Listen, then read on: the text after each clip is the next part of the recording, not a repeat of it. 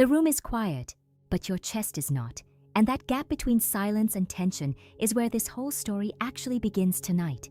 Something pulls just beneath your collarbone at the exact hour the day finally slows down enough for you to notice it.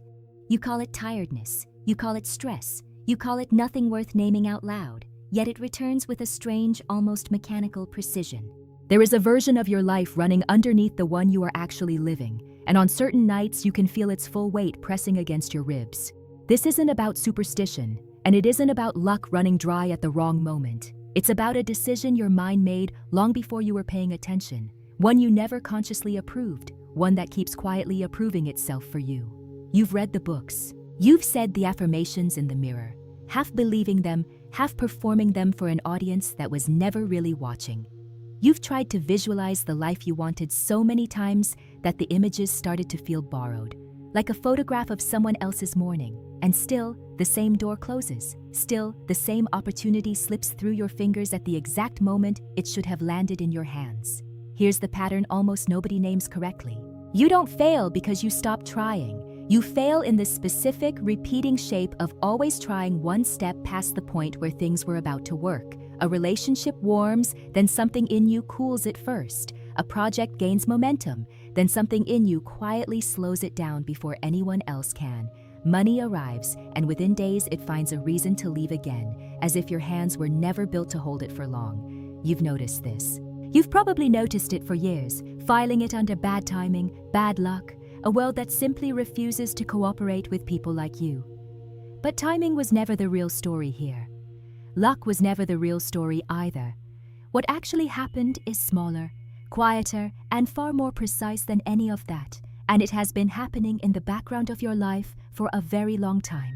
Somewhere early on, you built an idea of what your life was allowed to look like, and that idea has been running the show ever since, long after the moment that created it disappeared from memory. You didn't choose it consciously. Nobody sits down and decides, at 8 years old, that ease feels dangerous or that visibility feels unsafe. And yet the body remembers what the mind forgot, and it keeps voting the same way in every situation that resembles the original one. This is where the first real crack appears, the one most people walk straight past without noticing it. Manifestation was never about sending a stronger signal out into the universe. It was never about repeating the right words with enough conviction or lighting the right candle at the right hour of the night. If it were only about repetition, everyone reciting the same sentence 1,000 times would already be living the exact same outcome, and clearly they are not. Something else decides which version of reality you keep colliding with, over and over, no matter how many times you rewrite the script on paper. And here is the part that tends to land differently once you actually hear it. You are already reacting to this pattern right now, in this exact moment, without fully realizing it. Something in you is already trying to explain it away, already reaching for the familiar excuse instead of sitting with the discomfort. That reflex, the one reaching for an explanation before you've even finished the sentence, is the very thing this video is about. This doesn't live outside of you, in the stars, in the timing of the world, in some far-off arrangement of forces you can't influence.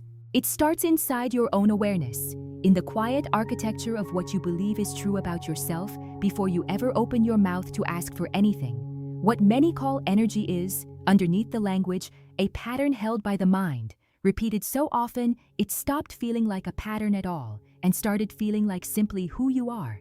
Without noticing that difference, you keep reacting the same way to situations that only look new on the outside. The belief that this is external, that it happens to you rather than through you, is the first thing that has to loosen before anything else can shift. I wrote something for the exact moment you're standing in right now, and I want to be honest with you about why. What you're feeling tonight isn't confusion, and it isn't weakness. It's the early edge of recognition, the part of you that already senses there's a structure behind all of this that you haven't been shown yet. I invite you to download the digital book I prepared for you, The Great Spiritual Game Hidden Behind Your Consciousness, because this video can only open the door. It cannot walk you through every room behind it. Inside those pages, the pattern you just recognized in yourself is laid out fully, where it began, why your mind keeps protecting it, and what it actually takes to stop repeating a life you never consciously chose. This isn't a collection of slogans, and it isn't another list of things to repeat in the mirror. It's a map built for people who are done circling the same result and calling it a new attempt, The link is waiting in the first pinned comment below this video, ready whenever you are. Read it slowly, without rushing to the end, and notice which lines feel less like new information and more like something you already knew somewhere underneath. If a sentence in there makes your chest tighten the way it did just moments ago, that isn't discomfort. That's recognition arriving on time. You close the book description in your mind for now, but something in the chest doesn't close with it. It stays open, waiting. That's the correct reaction, by the way. Not comfort, not relief. A quiet unrest that tells you the conversation isn't finished, that something underneath still wants to be seen clearly, in daylight, without excuses. Because here is what nobody tells you before you start noticing your own patterns. The moment you see one clearly, you start seeing 5 more hiding behind it. Small ones, ordinary ones, the kind that never look like sabotage because they wear the mask of responsibility instead. You check your phone one more time before sending the message that actually matters. You call it thoroughness. It isn't. It's a delay dressed as care, giving the fear one more minute to change your mind for you. You rehearse the conversation in the shower for the 4th day straight, polishing sentences that will probably never leave your mouth. You call that preparation. It isn't. It's rehearsal for a performance you have already decided, somewhere quiet inside you, not to give. Listen. These moments feel harmless individually. Stacked together, across months, across years, they form the actual architecture of a life that never quite arrives where it says it's going. Here's the part that stings a little, so sit with it instead of rushing past it. Most self-sabotage never announces itself as self-sabotage. It dresses up as caution, as humility, as simply being realistic about what's possible for someone like you. You tell yourself you're protecting your energy by not applying for the role you actually want.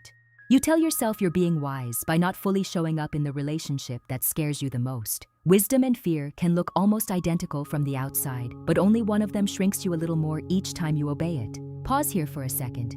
Feel your shoulders. Are they lifted, tight, braced for something that hasn't even happened yet? That bracing is a decision your body made a long time ago, and it's still making it right now while you read this. This is the mechanism almost nobody names correctly. The mind doesn't sabotage you because it hates you. It sabotages you because somewhere back in time, staying small once felt safer than being seen, and it never got the memo that the danger passed. If you're still watching this, past the point where most people would have scrolled away already, it isn't by accident. Something in you already recognizes the shape of what's being described here, even if you can't yet put a clean sentence around it. That recognition is the beginning of the exit, not the confirmation of a diagnosis to carry around like a label. Let's go a layer deeper now, because the surface behaviors are only symptoms. Underneath every delayed message, every unfinished application, every relationship kept at arm's length, there's a quieter belief doing the actual work. Something closer to, if I try fully and it fails, I will find out something about myself I'm not ready to know. So the mind, clever and protective in its own crooked way, arranges for you to never try fully enough to get a clean answer. You stay in the safety of almost. Almost applied. Almost said it. Almost showed up as the person you actually are. Almost never breaks your heart the same way failure does. And almost never gives you anything either. Here's where the difference between care and control becomes impossible to ignore once you actually look at it. Real care moves you toward the thing that scares you, gently, at a pace your nervous system can survive. Control disguised as care does the opposite. It keeps you circling the same 3 feet of ground, calling it patience, calling it timing, calling it not the season yet. One expands your life in small, sustainable steps. The other keeps you rehearsing safety long after the actual threat, whatever it once was, has already left the room. You felt this contrast before, even if no one gave you the words for it. The friend who says, just be careful every single time you try to grow, versus the friend who says, I'm scared for you and I still think you should try. One sounds loving, the other one actually is. The mind often plays both roles inside your own head, and most people never learn to tell which voice is speaking in any given moment.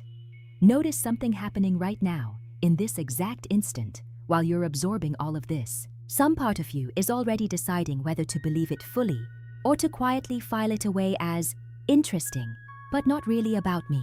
That decision, made in the space of a few seconds, is itself an example of the exact mechanism being described. The mind protects its current arrangement first, understanding second, always, in everyone, until it's interrupted on purpose. Here's a truth most people avoid because it removes a comfortable excuse.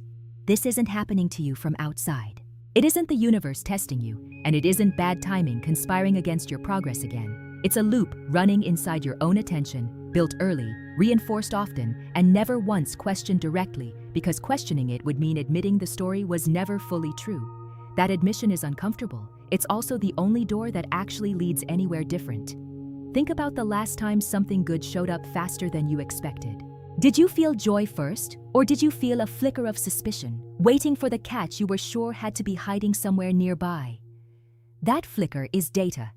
It tells you which reality your system has actually been trained to expect. Regardless of what your mouth says out loud when someone asks how you're doing, words are cheap, reflexes are honest. This is the part where the ground shifts slightly, so stay with it. You don't actually need more motivation. You've never lacked motivation. You've proven that every time you started something with real fire and watched the fire mysteriously go out halfway through. What's missing isn't drive. What's missing is permission, granted from somewhere deeper than willpower, for the outcome you say you want to actually be allowed to happen to someone like you. And here's a question worth sitting with in silence for a moment, without rushing to answer it out loud. If the life you keep saying you want arrived tomorrow, fully formed, no more waiting required, would the version of you sitting here right now actually know how to hold it? Or would some old familiar discomfort creep in within days, quietly working to shrink the new reality back down to a size that feels more recognizable? That discomfort has a name, and it isn't laziness, and it isn't lack of ambition. It's the friction between the life you're building and the identity that's still running underneath it, unexamined, untouched, doing exactly what it was built to do a long time ago. You can change the goals as many times as you want. Until that identity shifts with them, the results will keep finding their way back to the same familiar shape, dressed in slightly different clothes each time. That's where this actually goes next, not into more behavior to fix, not into another list of habits to correct by Monday, into the deeper layer underneath all of it, who you've quietly decided you are allowed to become, and why that decision has been running your life far longer than you ever agreed to let it. Who you are isn't a feeling you carry. It's a decision you made so long ago that it stopped feeling like a decision at all. Not the version written on paper, not the one you'd say out loud if someone asked you to describe yourself at a dinner table. The quieter one. The one that decides, without asking permission, what's allowed to actually reach you and what gets stopped at the door before it ever fully lands. Here's the simplest way to say it, stripped of anything mystical. Identity is just the story your mind repeats about who you are, so many times, in so many small moments, that it stopped sounding like a story and started sounding like fact. You don't examine facts. You just live inside them. The way you live inside a room you've walked through so many times, you no longer notice the furniture. This is where wanting and believing quietly split apart from each other, even though most people use the words as if they meant the same thing. You can want something with your whole chest and still not believe, underneath that wanting, that it's actually available to someone like you.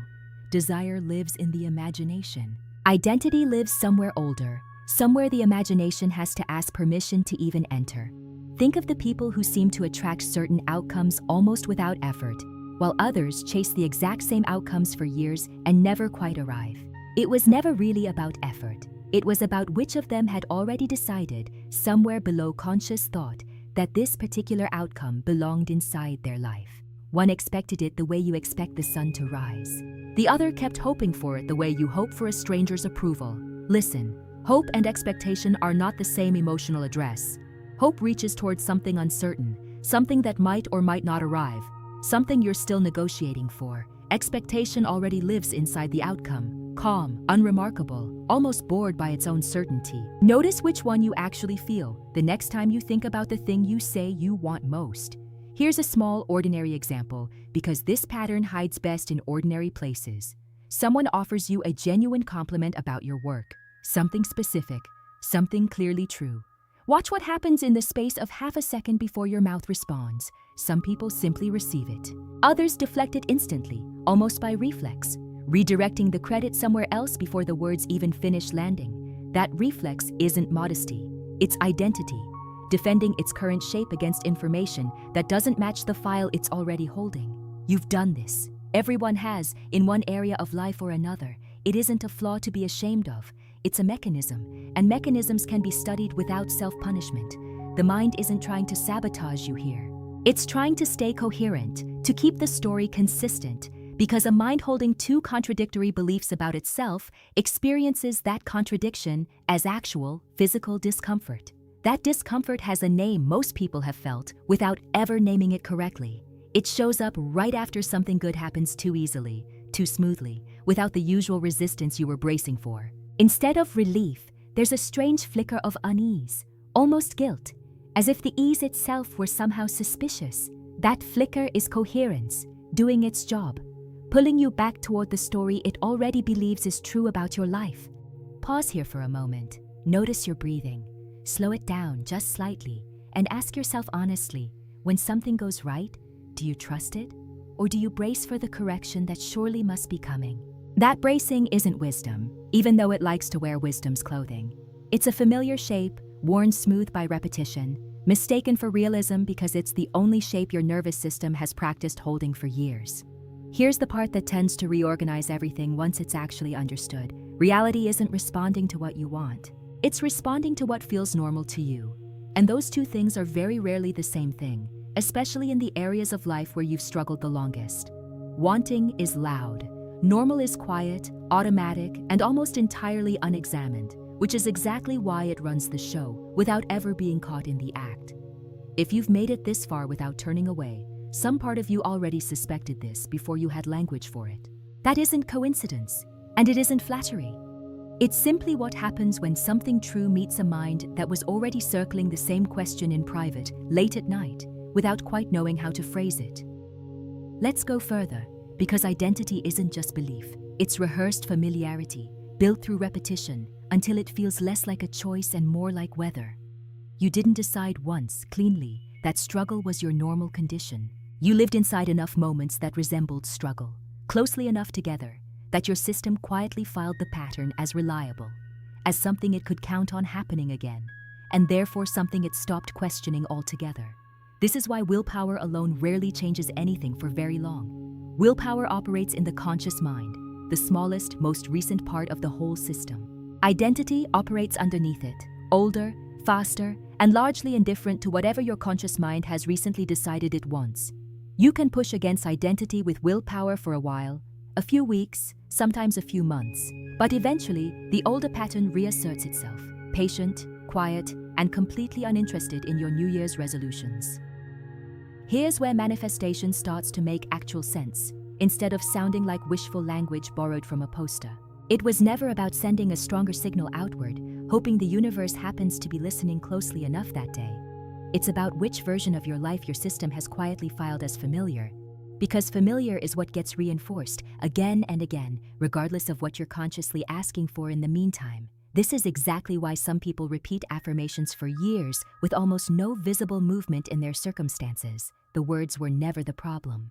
The mismatch was, you can say, "I am abundant" every morning in the mirror, and your system will simply file it under fiction, the way it files any statement that contradicts everything it has already decided is true about your actual life.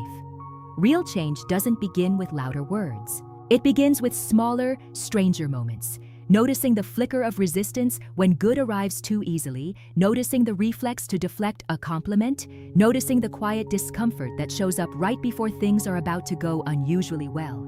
Those flickers are not distractions from the work. They are the work, hiding in plain sight, waiting for you to finally look directly at them instead of past them. Not everyone catches this the first time it's said to them, and that's worth naming honestly. Most people hear, "Your identity creates your reality," and nod politely, then go back to adjusting their goals instead of examining the deeper story underneath the goals. If something in you just sat up a little straighter reading that sentence, that reaction alone puts you somewhere different from where most people are standing right now. Here's something I want to be honest with you about, because pretending otherwise would waste both of our time. A single video, however clear, can describe this mechanism. It cannot walk you through the actual patient work of loosening it inside your own life. That work has structure. It has sequence. It has specific practices for noticing familiarity before it hardens back into fact, and I built exactly that inside the great spiritual game hidden behind your consciousness. I invite you to download that digital book now. I prepared it specifically for the moment you're standing in, not as a general overview, but as a working structure for the exact pattern you've just started to see clearly in yourself.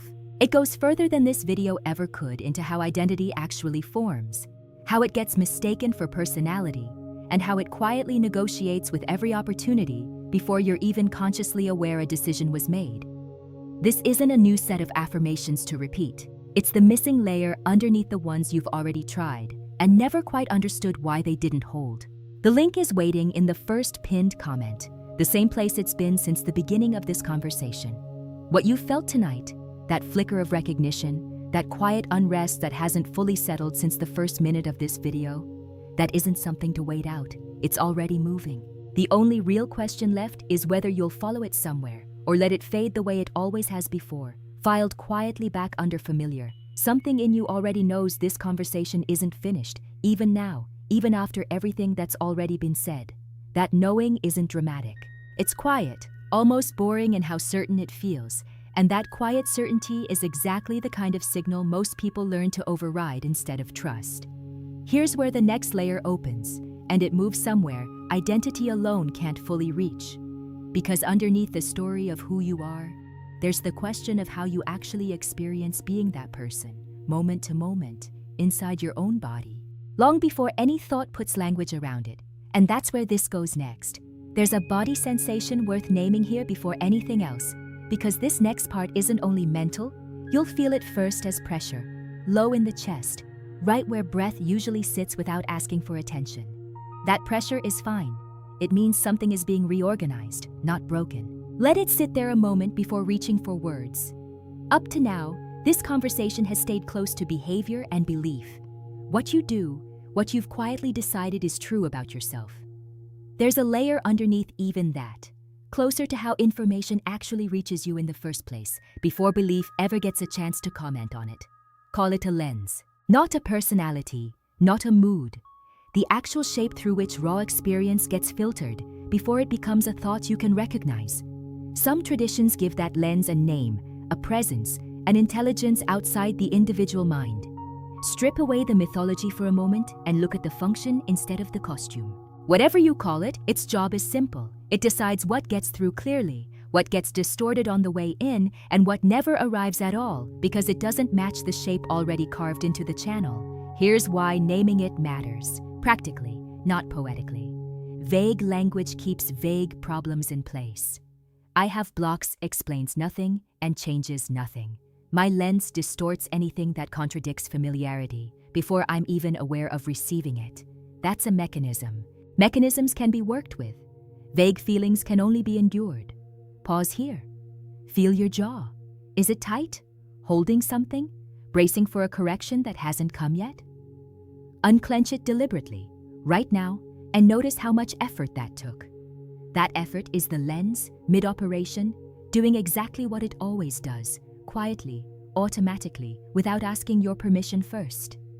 Everything discussed so far, the delayed message, the deflected compliment, the identity mistaken for personality, none of it was separate information. It was the same lens, showing up in different rooms of your life, wearing different clothes each time, so it wouldn't be recognized as the same visitor. Once you see the lens itself, the individual behaviors stop looking like a list of separate problems to solve one by one. This is where the whole approach quietly changes direction. Most people, once they notice a pattern, respond by trying to do more. More affirmations, more visualization, more effort thrown at the same locked door. That instinct is understandable. It's also almost always wrong, and here's the precise reason why. You don't need more input. You need less contradiction. Every affirmation spoken while the lens still filters for lack creates two competing signals fighting inside the same narrow channel. And the lens, loyal to its oldest instructions, will side with the older signal nearly every time. More effort poured into a contradicted system doesn't produce more results. It produces more exhaustion, dressed up as discipline. Say that part again, slower, because it tends to undo years of well-meaning advice in a single sentence.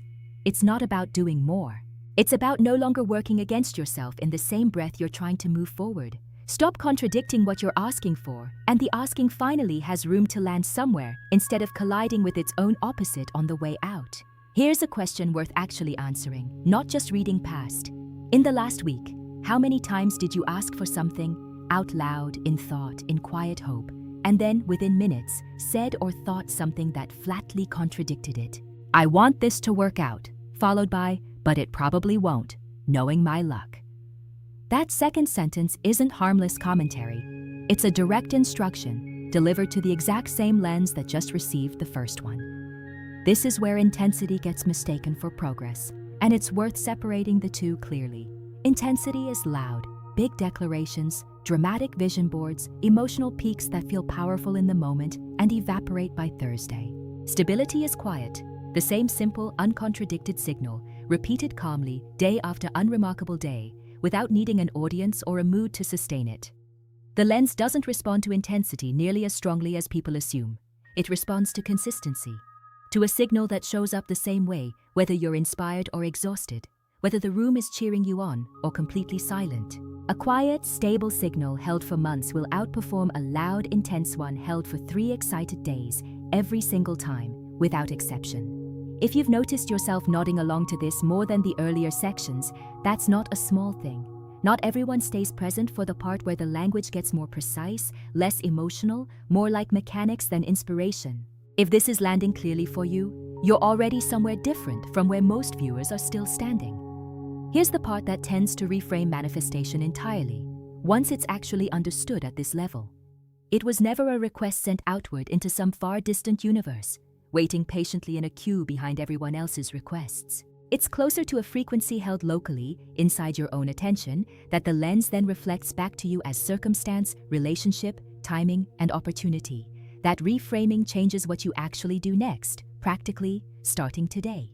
You stop performing rituals aimed outward, hoping something out there notices and responds. You start noticing where, right now, in this ordinary day, you're contradicting the very thing you claim to want. And you simply stop doing that, one contradiction at a time, without needing a ceremony to mark the change. Small example, deliberately unglamorous. You want more ease in your finances. Then you spend the next hour complaining, in detail, about how unfair the cost of everything has become. Both signals travel through the same lens in the same afternoon, arriving in direct conflict with each other. Guess which one tends to win, especially when it's the older, more rehearsed of the two. This isn't about forcing false positivity, and it's worth being clear about that distinction. Pretending you feel abundant while gritting your teeth creates its own kind of contradiction. A performance layered over a private truth, the lens can still detect underneath the performance. The goal isn't to lie convincingly, it's to notice honestly and then choose the smaller, truer thought that doesn't fight against what you're actually asking for. Here's something worth sitting with in silence for a moment, without rushing toward an answer. What signal have you been sending, consistently, quietly, for years, that you've never once identified as a signal at all? Because it felt too ordinary, too much like just how things are, to ever notice it as a request? That question doesn't have a comfortable answer for most people, and it isn't supposed to. Discomfort here isn't a sign you're doing something wrong. It's a sign the lens is finally becoming visible instead of invisible, which is the entire point of everything said in this video so far. There's a stillness available on the other side of that discomfort, one that doesn't depend on constant vigilance or constant self-correction. It comes from the lens no longer working against you by default, from stability replacing intensity as the thing you actually trust to carry your life forward. That stillness isn't the end of this. It's closer to the beginning of the next layer, the one where seeing the lens clearly starts to matter less than what you actually do, moment to moment, once you can no longer pretend you didn't notice it. The cost of contradiction doesn't announce itself in a single dramatic moment. It accumulates quietly, the way sediment collects at the bottom of still water, invisible until you finally look down and realize how much has settled there. A year of small contradictions doesn't feel like anything unusual while you're living inside it. 10 years of the same contradictions start to feel like personality, like fate, like simply who you turned out to be. This is worth naming plainly because vague spiritual language tends to soften what should stay sharp here. Contradiction has a price, and the price is time. The specific, unrepeatable kind, spent circling a result you could have reached years earlier if the signal underneath had matched the words on the surface. That isn't guilt. It's arithmetic, and arithmetic deserves honesty more than comfort. Think about someone you've known for years who says constantly that they want connection, that they're ready for a real relationship, that they're done being alone. And yet, somehow, every promising person eventually gets a reason to disappear, usually one that sounds perfectly reasonable in the moment. From outside, the pattern is obvious within the first 10 minutes. From inside, it feels like a string of unrelated bad luck, one unfortunate coincidence after another. You've probably been that person to someone else, in some area of your own life. Maybe not romance, maybe money, maybe health, maybe the creative work you keep almost starting. The area doesn't matter as much as the shape, and the shape is always the same: a stated desire running directly against an unspoken instruction, with the instruction quietly winning nearly every single time. Here's what alignment actually means, once you strip away the aesthetic of the word. It isn't a feeling of constant peace, and it isn't a permanent good mood you're failing to maintain correctly. Alignment is simpler and less glamorous than that. It's the absence of active contradiction between what you're asking for and what you're simultaneously doing, thinking, and rehearsing in the background of an ordinary afternoon. You don't need to feel blissful to be aligned. You need to stop actively working against the thing you claim to want in the small, unnoticed moments that never make it into your journal. That's a lower bar than most spiritual language suggests, and it's also a far more honest one you can actually meet repeatedly without needing a permanent emotional high to sustain it. Pause for a moment here and notice your hands. Are they open, resting, or are they curled slightly, holding tension for a threat that isn't actually present in this room right now? Release them deliberately and notice how unfamiliar that release feels if you've been braced for a long time without realizing it. Here's a consequence rarely discussed openly because it's uncomfortable in a way most content avoids. Every year spent in contradiction doesn't just delay the outcome. It reinforces the belief that the outcome was never really available to you in the first place. The delay becomes its own evidence, feeding back into the identity that caused it, tightening the loop instead of loosening it. This is how patterns calcify instead of simply persisting. That's the part worth sitting with honestly, without flinching away from it too quickly. It isn't only that nothing changed, it's that the nothing itself became proof, in your own mind, that change was never really possible for someone like you. And that proof gets cited every time a new opportunity shows up, looking slightly too easy to trust. If you're still here, past the point where comfort usually ends and honesty usually starts costing something, that isn't a coincidence, and it never has been. Something in you decided, before this video even started, that it was finally time to stop managing the pattern and start actually dismantling it. There's a specific kind of exhaustion that comes from managing a contradiction instead of resolving it. You felt it, the tiredness that has nothing to do with sleep, the kind that shows up after a day where nothing physically demanding even happened. That's not rest deprivation. That's the cost of holding two opposing signals steady at once, hour after hour, without ever letting either one fully win. Most people misdiagnose that exhaustion as burnout from ambition, from wanting too much, from pushing too hard toward goals that were maybe never realistic anyway. That diagnosis is comforting, and it's also almost always wrong. The exhaustion isn't from wanting too much. It's from wanting clearly while simultaneously undermining that wanting in 100 small, unexamined ways across a single, ordinary day.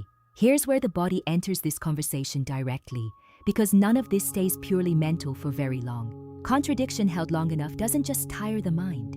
It settles into the shoulders, the jaw, the lower back, the places where tension has nowhere else left to go once the mind stops metabolizing it consciously. The body keeps the account the mind stopped balancing. This is not for everyone listening tonight, and that needs to be said plainly, instead of softened. Most people will hear this and quietly decide it's interesting, then return tomorrow to the exact same contradictions, unchanged, because actually resolving them requires something more costly than simply understanding them intellectually. Understanding is the cheap part. Living differently is the part almost nobody follows through on. If something in you just resisted that sentence a little, good. That resistance means it landed somewhere real, not somewhere abstract and easy to nod along with from a safe emotional distance. Here's the new layer worth adding to everything already said. Alignment isn't a single decision made once and then maintained automatically forever after. It's closer to a practice, repeated in small, unremarkable moments, mostly invisible to anyone watching from outside your life. Nobody applauds you for noticing a contradictory thought and quietly choosing not to voice it. That invisibility is exactly why so few people commit to the practice consistently. Consider what changes, specifically once contradiction stops being the default setting. Decisions stop requiring so much internal debate because there's no longer a second, quieter voice arguing against the first one in real time.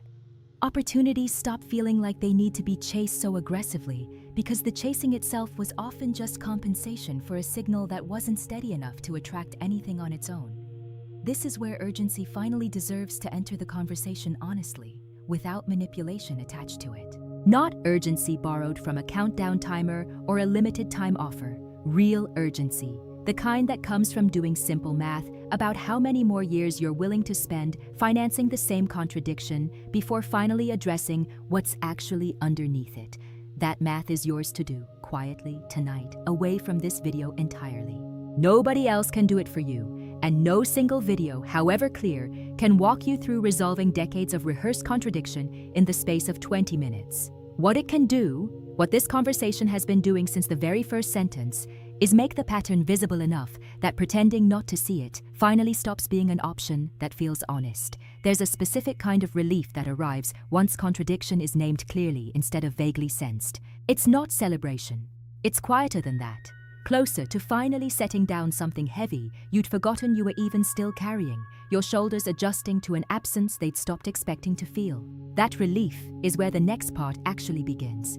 Not with more explanation of the problem, but with what it actually looks like to live differently, starting from wherever you happen to be standing right now, tonight, without waiting for a more convenient version of yourself to show up first. Living differently doesn't start with a decision made in a single dramatic instant. It starts smaller than that, quieter than that, almost too ordinary to notice as the beginning of anything at all.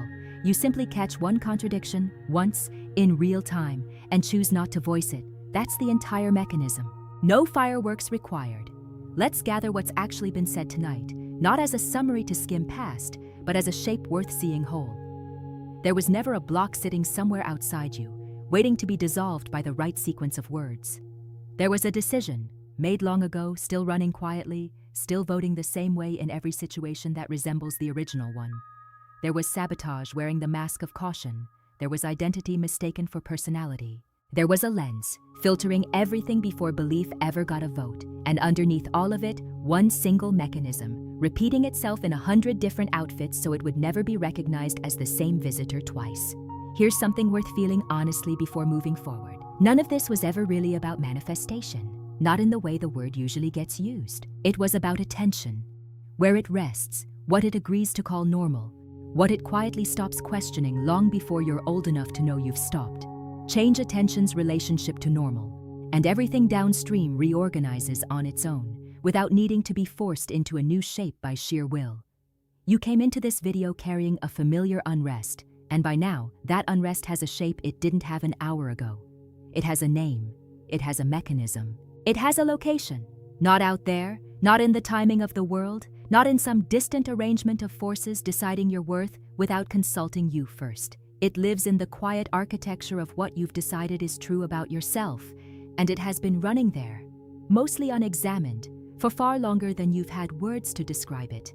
Here's the part that tends to stay after everything else fades from memory, so let it settle slowly instead of rushing past it. You were never actually blocked. You were interrupted by an old decision, still active, still influencing outcomes it was never updated to reflect. And what gets interrupted can, eventually, be uninterrupted, not through force, but through noticing, repeated calmly without needing applause or ceremony to sustain it. That sentence isn't comforting in the soft way most closing lines try to be. It's precise in a way that doesn't leave much room to hide afterward, and precision, once it lands, tends to stay lodged somewhere you can't quite dislodge it again. You'll notice it tomorrow, in a small moment, when a contradiction tries to slip past unquestioned the way it always has. That noticing is the actual work. Everything else was only ever preparation for that instant. Here's the reframe worth carrying out of this video and into the rest of your week, quietly, without needing to explain it to anyone. This was never really about what arrives next in your life. A relationship, a sum of money, an opportunity finally landing on time. It was about how you're already perceiving what's sitting in front of you right now, tonight, in this ordinary room, long before anything new ever needs to show up to prove the story true. The link is waiting in the first pinned comment beneath this video, exactly where it's been since the beginning of this conversation. I want to be honest with you about something before you close this tab and let the night carry you somewhere else. Material like this rarely stays available for long, not because of manufactured scarcity, but because what's written in those pages tends to unsettle narratives that plenty of people have a quiet interest in keeping exactly as they are. And knowledge like that has a long, documented history of being pushed quietly out of view whenever it starts spreading too widely. Don't wait for a more convenient version of this moment to arrive later, because it won't arrive dressed any differently than it already has, right now, in the middle of an ordinary evening that felt like any other until you clicked on this video. You didn't reach this exact sentence by accident, and some part of you has probably already sensed that, even if you haven't said it to yourself directly yet. Read with an open mind, without rushing toward the final page just to say you finished it. Let certain lines sit longer than others. If something in there makes your chest tighten the same quiet way it did earlier tonight, that isn't discomfort arriving late, that's recognition, finally being allowed to speak in full sentences instead of vague, unnamed unrest. And if that happens, if a page reaches something in you that's been waiting a long time to be seen this clearly, leave one word in the comments below: desperto. Not as performance, not for anyone else watching. Just as a quiet signal that some part of you was ready for this long before tonight ever gave it a name.